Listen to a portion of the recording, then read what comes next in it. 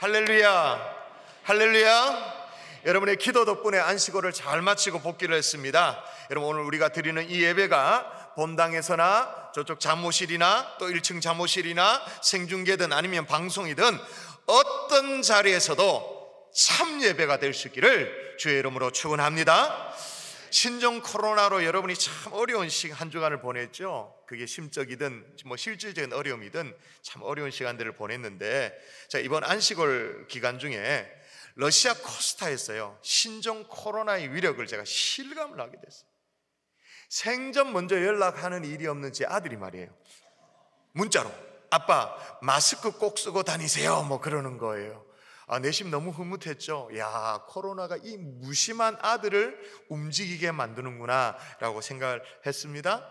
코스타 집회를 마치고 꼭 가봐야 될 박물관이 있어서 이제 집회를 마치고 박물관에 갔었습니다. 에르미타주라는 박물관인데, 프랑스 파리의 루브르 박물관하고 영국 런던의 대형 박물관과 함께 세계 3대 박물관이기 때문에 꼭 가봐야 된다 해서 갔어요. 가봤더니 너무너무 넓은 거예요.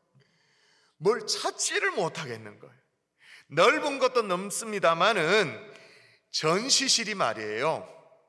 그럼 보통 이제 우리가 박물관 가면 이제 한 서너 개 정도 전시실 뭐 이렇게 있잖아요. 그런데 전시실이 125군데인 거예요.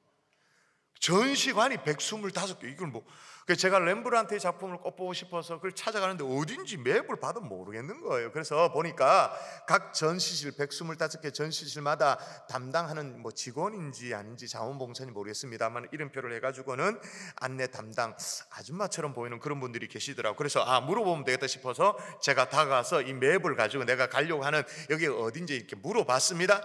그랬더니 어떤 일이 벌어졌냐, 이 아줌마가 말이에요, 그 안내 담당 이 가이드 그분이 일단 얼굴이 딱 사색이 되는 거예요. 그리고 주섬주섬 주머니에서, 저도 준비했는데 이걸 꺼내가지고 이걸 딱 쓰는 거예요. 그래. 그러고는 뭐라 얘기하면서 어디로 가라고 얘기를 하는 거예요. 제가 그 전날에 들은 얘기가 있었거든요. 그냥 보통 때 같으면 뭐 대수롭지 않게 얘기했는데 뭐라고 얘기를 듣냐면, 제가 강사로 갔으니까 그 현지에 있는 선교사님과 목사님들이 강사님들 그 러시아 길거리에서는 마스크를 쓰는 게 아니라고, 마스크를 쓰면 괜히 오해를 받을 수 있으니까 조심하시라고 그렇게. 왜냐하면 이 러시아에서는 이 마스크를 꼈다 이 말은 무슨 뜻이냐면, 내가 굉장히 아픈 사람이고 조심해야 될 사람이니까 가까이 하지 마세요, 오지 마세요라는 그런 뜻을 나타내는 뜻이래요. 그래서 이제 마스크를 낄 정도가 되어지면 그건 집에 있어야 되고 병원에 있어야 되는 것이지 길거리에 나오면 안 된대요, 마스크를 낄 정도가 되면. 그래서 누가 신고를 하면 앰뷸런스가 와서 싣고 지나갈 수도 있대. 러시아니까 지금도 가능하대. 누가 신고를 하면 앰뷸런스가 와서 그냥 실어가 가버릴 수도 있다는 게, 나라 뭐 국가 이미지 뭐 이런 거 생각하면. 그러니까 괜한 오해를 받지 말라라고 그렇게 얘기를 이제 들었어요. 그런가 싶어가지고 진짜로 이렇게 다니는 사람들 보니까 정말로 그렇게 추운데도요 마스크를 안, 추위 때문에도 마스크를 끼잖아요. 근데 대신 목도리, 긴 목도리 막 칭칭 감아가지고 막 이까지 쌓아 올리는 그죠? 그렇게 해서는 있지만 마스크를 끼는 사람 한 명도 진짜 못 본 거예요. 대신에 마스크를 누구에게 씌우느냐? 강아지에 씌우는 거예요. 강아지에게. 와, 그 진짜 신기하대요. 강아지에게 까만 마스크, 하얀 마스크 그걸 씌우는 거예요. 그걸 왜 씌우는지 그걸 물어봤어야 되는데, 하여튼 강아지에는 마스크를 씌우고 사람에게는 하지 않는 거예요. 그런데 그 박물관에 있었던 안내하는 러시아 사람 멀쩡히 있었거든요. 멀쩡히 있었는데 우리가 이제 다가가니까 얼굴이 막 사색이 돼서 제가 딱 보니까 알겠더라. 숨을 딱 멈췄으니까 그러고는 뭐라 얘기하는 거야. 좀 기분이 좀 그렇잖아요. 이게 무슨 경우가, 이런 경우가 있나 싶어가지고 얘기를 듣고는 이제 어느 방향인지 이제 얘기를 안내를 받았으니까 뒤로 또 돌아서는데 아차 싶더라고요. 이 사람이 우리가 어느 사람인 줄 알고? 중국 사람인 줄 알고.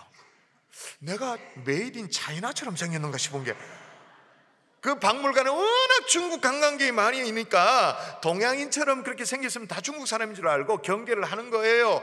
야, 진짜 그 기분 더럽대요 그거. 야, 코로나의 위력이 이런 거구나라고 제가 실감을 하게 됐는데, 개개나 씌우는 그 마스크를 백인 러시아 사람이 쓰도록, 그것도 내가 다가갔을 뿐인데도 자기 스스로 자동 딱 쓰는 거예요.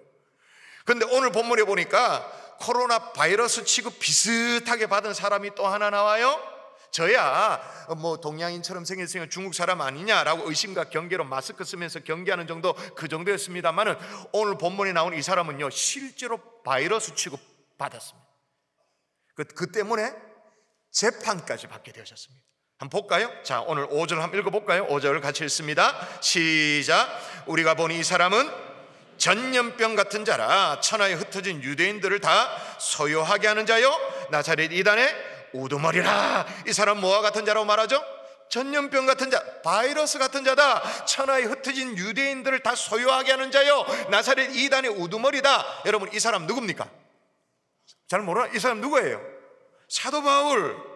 사도 바울이 예루살렘에 갔는데 사람들에 의해 가지고 잡혀가지고는 그 당시 이스라엘을 지배하던 로마 총독 앞에 가서 지금 재판을 받게 된 거예요. 사람들이 뭐라고 하냐면 그를 잡아다 격리해야 된다고. 격리. 아주 몹쓸 전염병에 걸린 사람과 똑같다, 그렇게 말합니다. 여러분, 이 시점에서 제가 예언할 수 있는 것이 있습니다. 이번 코로나 하나님이 지나가도록 우리를 지켜주실 줄 믿습니다. 물론 정부도 잘해야 되겠죠. 방역당국도 잘해야 될 거예요. 개인의 위생도 철저히 해야 됩니다. 우리도 최선을 다하겠습니다마는 하나님이 지나가도록 도와주실 것입니다. 2003년 사스 때와 똑같이, 2009년 신종플루 때도 똑같이, 2015년 메르스와 똑같이 하나님이 극복하도록 우리에게 지혜와 힘과 용기를 주실 줄 믿습니다. 그러나 여러분, 여러모로 걱정, 근심이 많잖아요. 코로나의 여파 때문에 안 그래도 대한민국 경제가 힘든데 경제가 너무 휘청거리잖아요. 코로나 확산 때문에 외국인 관광객 뚝 떨어진 거는 뭐 말할 것도 없고, 누가 그러더라고요. 제주도를 여행 가려면 지금 가야 된다고. 다 비었다고. 이때가 그냥 뭐 항공료 확 떨어지고 다 막 저렴하게 막 다 널널이가 다닐 수 있다. 관광객 떨어지는 말할 것도 없죠. 수출 감소되어지죠. 내수 경제 식당마다 텅텅 비잖아요. 오그러져 있으니까 위축되어지잖아요. 그래서 2020년 1분기 경제 성장률이 최대 예를 들면 0.4%가 감소될 예측이 돼요. 그런데 이게 장기화되어지, 있던 어떤 코로나 전국이 장기화되어지면 0.7%까지 경제 성장률이 떨어질 것 같다라고 예상을 합니다. 사실 이게 아니어도 대한민국 원래 경제 성장률이 2% 정도로 예측을 그 어간에 그렇게 하는데 말이에요. 여러분, 경제 성장률 2%는 사실은 성장이 아닌 거 아시죠? 2%는 그냥 제자리 걸음 정도. 그런데 거기다가 0.7% 더 빠지면 어떻게 되는 거예요? 대한민국 경제가 진짜 휘청거리는 거죠. 그럼 경제만 어려움 있냐? 아니죠. 곳곳마다 교회도요, 출석이 막 뚝뚝 떨어집니다. 지금 새 학기를 맞아서 이제 학기 시작을 해야 될, 힘있게 출발해야 되는 이 시점에, 제가 지난주에 서울 어느 지역에서 제가 설교를 하고 왔잖아요. 그래서 서울에 간 김에 거기 이제 인근의 목사님들 좀 미팅을 하면 좋겠다 싶어서 만났어요. 기라성 같은 교회죠. 얘기를 들어보니까 우리 교회는 지난주에 진짜 선방을 한 거야. 수도권에는 완전 이런 표현을 써서 그랬습니다. 전멸. 그냥 막 주일학교 같은 경우 완전 텅텅 비는 상황. 더불어 나타나는 현상이 있죠. 뭘까요? 실질적인 겁니다. 헌금이 푹 줄죠. 그 다음 도미로로 나타나는 현상이 뭐예요? 선교가 위축되어지죠. 교회 재정이 어려면 선교가 바로 타격입니다. 그냥. 그리고 사역이 위축되어지죠. 캔슬 취소 위축되어지죠. 여러분, 분명한 것은 코로나는 지나가긴 할 거예요. 그죠? 그러나 그냥 지나가는 것으로 만족한다면 우리는 너무 억울하잖아요. 우리의 삶을 지 마음대로 막 쥐고 흔들었는데, 마음대로 핥히고 지나가는데, 경쟁을 엉망으로 만들어놨는데, 교회 안팎의 사역을 다 위축시켜 놓고 그냥 지나가는데, 근데 지나가는 걸 보고 어휴, 아무 일 없었다, 안도의 한숨만 쉰다? 너무 억울하지. 이거는 화나는 일이지. 그죠? 이 모든 것들 가운데 하다못해 우리는 영적 교훈이라도 얻고 지나가야 되는 줄 믿습니다. 우리를 돌아보고 성숙의 기회로 삼는 거예요. 그래도 우리가 예수 믿는 사람이니까. 오늘 저는 이 바이러스 취급받고 있는 이 바울의 경험을 함께 살피면서 우리가 바이러스의 사람인가? 복음의 사람인가? 이거 냉정하게 한번 고민해보는 복된 주일 아침 될 수 있기를 주의 이름으로 축원합니다. 자, 제가 바이러스와 복음 비교하면서 얘기했는데 비슷한 공통점이 좀 있어요. 공통점이 뭐냐? 첫 번째가 놀라운 전파력이 있다라는 거예요. 여러분, 코로나가 두려운 이유가 뭐예요? 이 놀라운 전파력 때문에, 그죠? 전문가들이 그렇게 얘기하잖아요. 우한 이 폐렴이 이 감염 규모가 사스의 10배에 해당되어진다. 그렇기 때문에 우리가 근심이 가득하잖아요. 홍콩 대학의 의학 원장 가브리엘 렁거스가 영국의 가디언지에 얘기한 게 뭐냐? 신종 코로나의 전파력을 고려할 때 이론적으로는 전 세계 인구 60%가 감염될 수 있다, 그렇게 말하니까 걱정이 되어지죠. 중국에 얼마 전에 그런 보도 있었잖아요. 진짜인가 모르겠는데 단 15초 시장에서 상인과 대화를 하고 물건 주고받고 그렇게 그 사이에 감염되었다고. 야, 그 얘기를 듣고요, 만일에 어떤 예수를 진짜 신실하게 잘 믿는 경산중에 성도님이 있다 칩시다. 성도님이 있는데 어떻게 이제 사람을 만나고 대화를 하는데 15초는 너무 심하다 치고 한 5분간 대화를 했는데 예수를 믿게 되어져. 한 20분 대화를 나눴는데 복음이 감염되어져 가지고는 예수 믿게, 이러면 얼마나 좋을까. 할렐루야, 아멘 좀 하이소. 야, 오늘 바울도요 전염병 같은 자라고 취급을 당한 이유가 뭐냐? 그가 정하는 이 십자가의 복음이 너무 파죽지세인 거예요. 놀라운 전파력이 있기 때문인 거예요. 그 당시에 세계 누구도 주목하지 않은 예루살렘 그 시골 구석에 말이에요, 누구도 주목하지 않은 청년이 억울하게 십자가에 달려 죽었다는 이 사실 앞에 세계가 뒤집어질 줄 누가 알았겠어요? 그러나 여러분, 십자가에서 누군가 죽은 것이 세계를 뒤엎은 것이 아니라 십자가에서 죽으신 그분이 하나님의 아들이시기 때문인 줄 믿습니다. 그분이 우리를 구원하기 위해서 이 땅에 보냄받은 하나님의 아들 예수 그리스도이기 때문인 줄 믿습니다. 그것 때문에 많은 사람들이 깨워지는 거예요. 많은 사람들이 주께로 돌아오는 거예요. 일단 바울을 이방의 빛으로 세웁니다. 그리고 바울이 전하는 예수 그리스도의 십자가 그리고 부활이 수많은 사람에게 전해지는데 얼마나 놀라운 이 무서운 전파력이 있었냐면, 오늘 바울이 사로잡혔잖아요. 신문을 받잖아요. 재판을 받는데 바울 스스로 예루살렘에 지금 올라온 지 며칠 지났다고 말하는지 보십시다. 자, 스스로 변론합니다. 11절을 여러분 읽어볼까요? 자, 며칠 됐다고 말하는지 시작.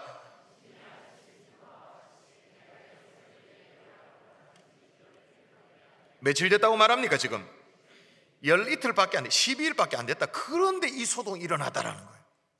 여러분, 지금 바울이 총독의 마음을 지금 안심시키고 있는 거거든요. 지금 무슨 얘기냐면, 지금 총독이 염려하시는 것처럼 우리가 무슨 로마 정부를 막 어떻게 하기 위해서, 대항하기 위해서 불순한 의도를 가지고 그런 게 아니라는 거예요. 무슨 열 이틀 만에 그런 로마를 뒤집는 어떤 그런 계획, 어떤 그런 거 어떻게 하겠냐는 그런 게 아니고, 우리가 뭘 증거했다고 말하냐면 그들이 기다리는 바 하나님께 향한 소망을 나도 가졌으니 곧 의인과 악인의 부활이 있으리라 함이니이다. 뭘 증거했다고 말하냐면 소망을 증거했다라는 거예요. 부활을 증거했다는 거예요. 그런데 이 난리라는 거예요. 이 난리. 여러분, 복음은 생명을 살리는 것이기 때문에 복음 자체가 놀라운 전파력을 갖게 되는 줄 믿습니다. 제가 이번에 섬겼던 러시아 코스타도 마찬가지예요. 제가 이번 섬겼던 코스타가 2015년에 한번 갔었던 코스타거든요. 5년 만에 다시 갔는데 5년 전에 비해서 제가 2배로 너무너무 바빴어요. 왜 바빴냐? 5년 전에 없었던 루스타 집회, 그러니까 한국 어부의 코스타 집회가 있고 동시에 뭐가 열리냐면 러시아인들을 위한 러시아 코스타 집회, 루스타로 말하는데 이게 동시에 열린 거예요. 설교를 해도 여기서 한번 하면 또 여기서 한번 하고, 강의를 하면 한번 하면 또 한번 하고, 또 상담을 여기서 하면 또 하고, 설교라든지 강의가 마쳐지면 코스타 집회의 특징은 이 청년들이 마음에 있는 고민과 상담, 이런 것들을 상담을 하거든. 강사와 상담이 줄을 쫙 서면 한국어부에서 스케줄 따라 다 해야 되고 러시아부도 스케줄 따라 다 하는 거예요. 조별 미팅도 하여튼 뭐든 2배인 거예요. 애들도 2배, 숫자도 2배. 십자가에 바른 복음이 들어가니까 말이에요, 언어의 장벽을 뛰어넘는 거예요. 러시아 이 정교회 때문에 제대로 복음을 접하지 못해봤던 이들이 십자가의 복음이 들어가니까 통역을 통해서 말씀을 들어도 좋다는 거예요. 그러니까 초롱초롱하게 막 모여있는 거예요. 그것도 그냥 모여있는 게 아니야. 우리나라 돈으로 하면 이제 수료내니까 회비를 내겠죠. 대충 보니까 10만 원 돈 돼요, 우리나라 돈으로. 우리나라 돈은 10만 원이면 러시아의 개념을 하면 한 20만 원쯤 되는, 20만 원, 30만 원쯤.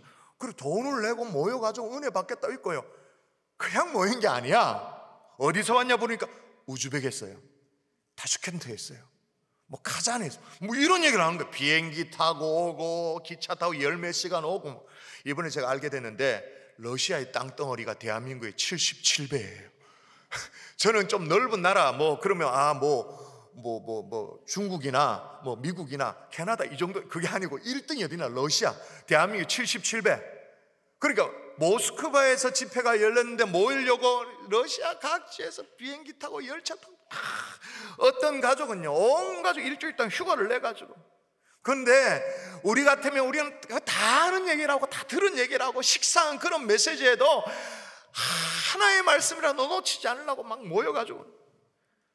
커스타 관계자에 의하면 이런 추세라면 내년도에는 아마 이 러시아부 쪽의 사람들이 더 많이 그렇게 될 것 같다 예상을 한다는 거예요. 여러분, 복음에는 놀라운 전파력이 있는 줄 믿습니다. 실제로 지금 바울도 마찬가지입니다. 바울이 전하는 이 십자가 복음 때문에 재판을 받잖아요. 로마로부터 재판하는데 바울을 재판하는 이 로마가 나중에는 어떻게 돼요? 바울이 전하는 복음 앞에 무릎을 꿇잖아요. 지금은 바울을 재판한다고 뭐 이렇게 있습니다만은 바울이 전한 복음 앞에 로마가 무릎을 꿇는 거예요. 할렐루야. 이 놀라운 전파력이라는 측면에서는 바이러스하고 복음이 비슷하죠. 또 비슷한 게 있어요. 일어나는 반향이 비슷해요. 여러분, 일어나는 반향이라는 측면에서 온 국가가 거의 진짜 비상 상태 아닙니까? 우리의 삶의 패턴을 막 뒤집어 놨잖아요. 우리가 상시적으로 주머니에 갖고 있는 건 예전에는 다 손수건을 갖고 다니는데, 저도 봐요. 한쪽 주머니에 마스크 있잖아요. 마스크가 일상용품이 됐어. 이제 악수를 하면 손 내밀면 약간 민폐고 조금 그래, 눈인사만 하는 뭐 그런, 그죠? 그리고 뭐 아파트 엘리베이터를 타면 층수를 눌러야 되잖아요. 요즘 어떻게 누릅니까? 진짜 재밌는 게 이렇게 누르더라고요. 이렇게 누르는 게 좀 그래가지고 이렇게 누르더라고요. 그리고 어떻게 문고리도 문을 여는데 이게 손을 잡는 게 좀 그러니까 어떻게 해요? 이렇게 밀고 들어와서 엉덩이로, 그 다음에 이제 엉덩이로 확 이제 밀어가지고는 생활 패턴을 다 바꿔놔 버렸어요. 그러나 여러분, 복음이 들어가서 복음이 일으키는 그 반향, 그거는 이건 유도 아니죠. 자, 일단 바울이 전하는 복음으로 말미암아 어떻게 됐냐? 자, 오늘 본문을 다시 보십시오. 다시 한번 읽어보십시다. 5절 우리가 보니, 시작. 우리가 보니 이 사람은 전염병 같은 자라 천하에 흩어진 유대인들을 다 소요하게 하는 자요 나사렛 이단의 우두머리라. 자, 이거 보니까 다 소요했다. 그러니까 한마디로 난리가 났다 이 말이에요. 천하에 흩어진 유대인들을 다 소유하게 했다. 유대인들만 그러면 소유가 일어나게 했나? 아니죠. 헬라인들도 뒤흔들어 놨죠. 로마인들도 다 뒤흔들어 놨어요. 남녀노소 신분과 유무식 상관없이 엄청난 반향을 일으켰습니다. 그리고 이 재판이 이제 벌어지게 된 첫 단초를 보면 반향이 어디서 일어났냐면 이렇게 됩니다. 온 성이 소동하여 백성이 달려와 모여 바울을 잡아 성전 밖으로 끌고 가니 문들이 곧 닫혔더라. 처음에는 백성들이 막 반향이 일어났어요. 자, 36절에 보면 이는 백성의 무리가 그를 없이 하고자 하고 외치며 따라가미러라. 백성들 속에 반향이 일어났는데, 자, 이제 오늘 재판을 받게 되니까 이제 바울이 총독 앞에 서게 됩니다. 오늘 본문에 나오는 벨릭스 총독, 거기서 끝나는 게 아니라 대를 이어서 베수도 총독까지 영향을 미칩니다. 재판이 계속되니까 왕들 앞에도 서게 됩니다. 보시면 후일 후에 아그리빠 왕 버니게가 베수도에게 문안하러 가이사랴에 와서, 그러면서 왕들 앞에서도 서게 되어집니다. 그리고 끝내는 로마 황제 앞에도 서게 되어지죠. 일어나는 반향이 엄청난 거예요. 일어나는 반향이 엄청난 것도 그렇습니다만은 증상도 똑같습니다. 증상도. 자, 눈에 보이지 않는 바이러스가 우리 속에 들어옵니다. 그럼 이제 잠복기를 거쳐가지고는 그 다음에 어떻게 돼요? 증상이 나타나죠. 뭐예요? 열이 난다. 제가 일부 예배 마치고 헌혈하러 갔거든요. 뭐 문진 쭉 하고 뭐 다 하는데 딱 이렇게 그 총으로 쏘는 이렇게 딱 맞방에 딱 해가지고 그 온도 하는 거 그걸 딱 하더라고요. 그 바이러스 들어오면 열이 난다, 기침을 한다, 뭐 그런 증상이 나타나잖아요. 복음도 똑같단 말이에요. 복음이 들어오잖아요. 나타나는 증상이 있는 거예요. 첫 번째 증상이 뭐냐? 제가 읽어볼게요. 그러므로 내가 너희에게 알리노니 하나님의 영으로 말하는 자는 누구든지 예수를 저주할 자라 하지 아니하고 또 성령으로 아니하고는 누구든지 예수를 주시라 할 수 없느니라. 첫 번째 나타나는 증상이 뭐냐? 예수를 주로 고백하는 거예요. 생전 그렇게 할 사람이 아닌데 예수님이 내 삶의 주인입니다 고백을 하게 되어지는 거예요. 여러분, 바이러스가 눈에 보이지 않습니다만 그 나타나는 증상으로 예측이 가능하잖아요. 마찬가지로 복음이 들어가 있느냐, 복음의 사람이냐, 나타나는 증상으로 예측이 가능하다고 말이에요. 명백하게 드러나는 증상 두 번째가 뭐냐? 여러분 한번 읽어볼까요? 너희는 같이 한번 읽습니다. 너희는 시작.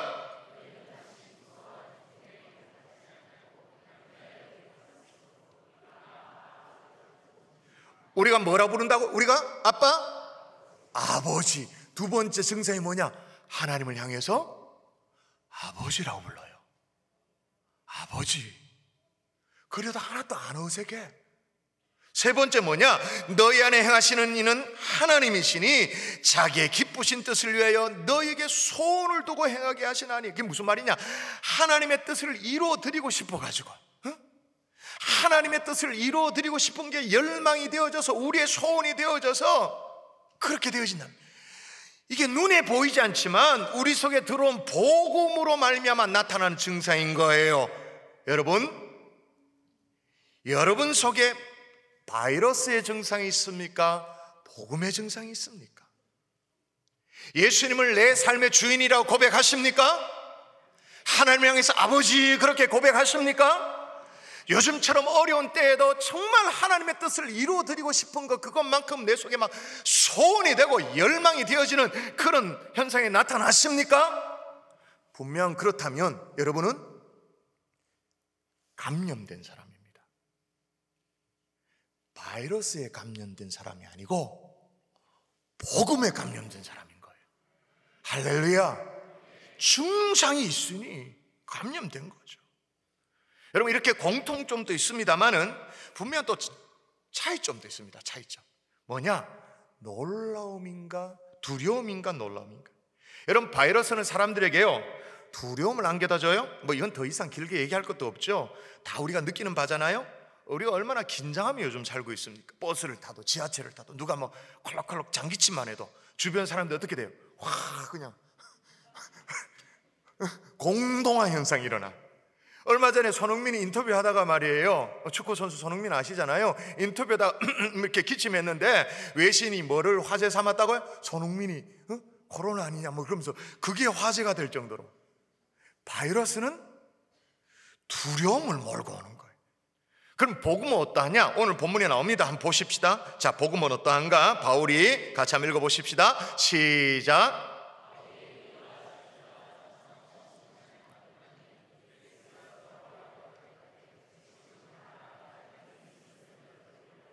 아멘.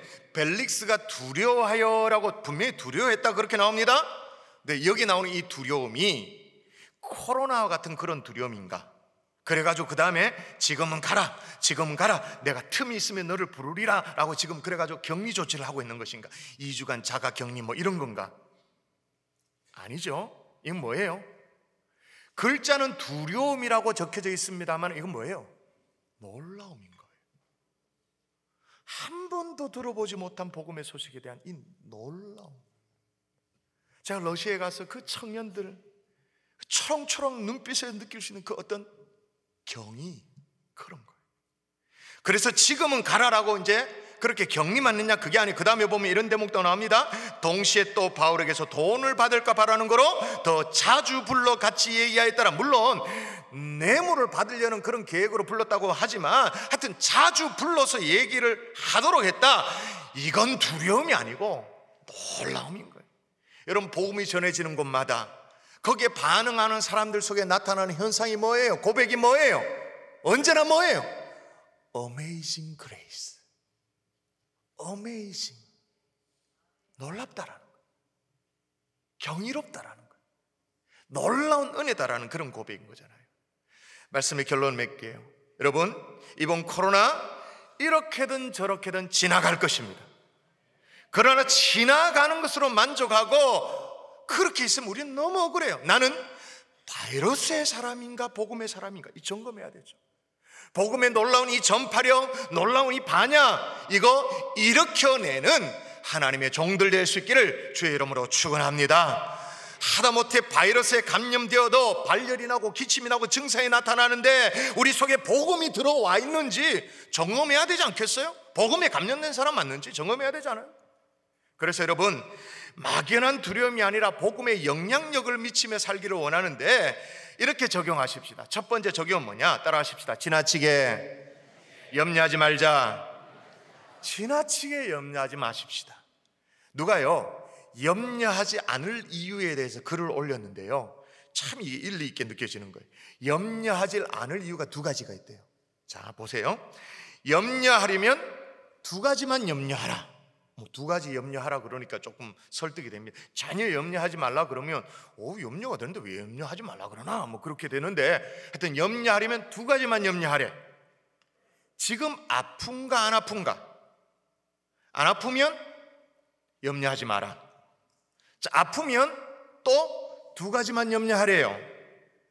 고칠 병인가 못 고칠 병인가? 고칠 병이면 염려하지 말아요. 자, 못 고칠 병이면 또다시 몇 가지만 염려하라? 두 가지만 염려하래. 죽을 병인가 안 죽을 병인가? 안 죽을 병이면 염려하지 말래. 죽을 병 같으면 또 두 가지만 염려하래. 천국 갈 것인가 지옥 갈 것인가? 천국 갈 것 같으면 염려하지 말래요. 여러분, 우리는 천국이 보증되어 있는 하나님의 자녀인 줄 믿습니다. 여러분, 플라시보 효과라고 들어보셨죠? 플라시보, 그러니까 기쁘게 해드리겠습니다라는 말의 라틴어예요. 그러니까 환자에게 설탕이라든지 밀가루라든지 어떤 소금, 가짜 약을 주면서 이건 정말 좋은 약이고 지금 아주 딱 맞는 약이라고 그렇게 얘기를 하면 진짜 약 이상의 효과를 실제로 나타낸다. 그래서 위약 효과라고, 플라시보 효과라고 있죠. 근데 플라시보 효과는 들어보셨을 텐데 반대도 있어요. 반대. 노시보 효과도 있어요. 노시보. 뭐냐? 노시보라는 말은 당신을 해칠 것이다 라는 말인데, 의사가 말을 하는데 환자에게 부정적인 얘기를 해주는 거. 부정적인 이유 없이 부정적인 얘기를 해주면 환자가 그걸 진짜 믿게 되어지는데, 의사가 소화제를 줘요. 그 아무것도 아닌 거죠. 소화제를 주면서 이 약을 먹으면 머리가 아플 것입니다 얘기하면 환자가 실제로 소화제를 먹고 머리가 아프대요. 설탕이 섞여든 정제된 설탕을 가지고 어떻게 만들어진 건 약도 아니죠. 식품인데 그걸 이렇게 주면서 이걸 먹으면 토할 수도 있습니다 라고 말을 하면 환자의 80%는 실제로 토했다라는 거예요. 노시보 효과도 있어요. 여러분 아시죠? 2차 세계대전 때 미국의 많은 젊은이들이 죽었잖아요. 전쟁에 나와 총 맞져 죽고 이렇게 죽었는데, 죽은 미국의 청년이 35만 명인데 엄청나게 많은 사람들이 죽었잖아요. 그런데 2차 세계대전의 불안과 염려 때문에 심장이 쪼그라 죽은 사람이 100만 명이라고. 미 대륙에는 대표 하나 안 왔는데도 불구하고, 그런데도 불구하고 실제로 총 맞아 죽은 병사는 35만 명, 심장이 쪼그라 들어가 죽은 사람은 100만 명. 그래서 폴 트루니엔 이런 얘기합니다. 아무도 사람을 죽이지 않는다. 스스로가 자신을 죽일 뿐이다.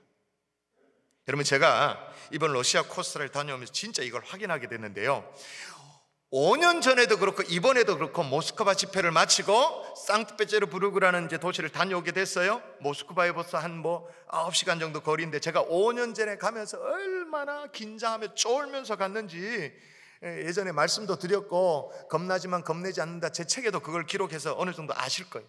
5년 전에 갈 때는 그건 진짜 공포 그 자체였습니다. 그때는요, 러시아 월드컵 있기 전이기 때문에 영어가 한마디도 없는 거예요. 심지어는 어느 정도 더 썼냐면 길거리에 청바지 입고 다니는 사람도 없었어요. 청바지는 미제국주의의 어떤 유산이다 이래가지고 글을 그럴 정도로 굉장했거든요. 영어가 한마디도 없는 거예요. 기차표를 샀는데 기차표 안에 내가 앉을 자리를 알아야 타잖아요. 표기를 못 읽겠는 거예요. 표기 어디 뭐 아무것도 없는 거예요. 전혀 의사소통이 안 되는 영무원, 그 어떻게 해야 될지. 그리고 그동안 들었던 얘기, KGB에 대한 무시무시한 얘기를 그동안 들은 게 있잖아요. 푸틴 대통령도 KGB 출신으로 전국에 KGB망이 쫙 깔렸다 막 이런 얘기를 들었고, 또 어디에 내려야 될지도 모르겠고, 거기다가 핸드폰을 로밍을 제대로 안 돼가지고는 잘못되면 연락할 방법도, 그러니까 막 걱정이 되는 거예요. 침대 열차인데, 그래도 이렇게 침대 안락한 열차인데도 뜬 눈으로 밤을 지새우면서 그 길을 갔었거든요.